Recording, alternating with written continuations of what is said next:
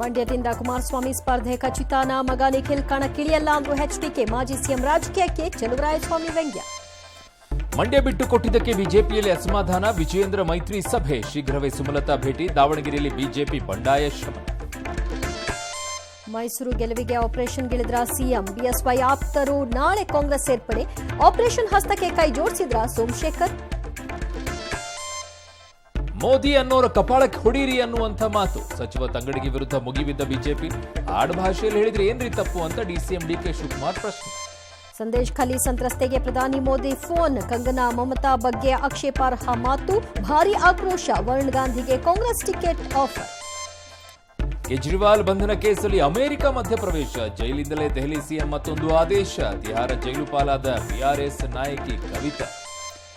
America Baltimore ಬಳಿ ಸೇತುವೆಗೆ ಹಡಗು ಡಿಕ್ಕಿ. ಕಣ್ಣೆದುರಿಗೆ ಕುಸಿದ 2.5 ಕಿಲೋಮೀಟರ್ ಸೇತುವೆ. ಕೊಚ್ಚಿ ಹೋದ ಕಾರು. 20ಕ್ಕೂ ಹೆಚ್ಚು ಮಂದಿ ನೀರು ಪಾಲು.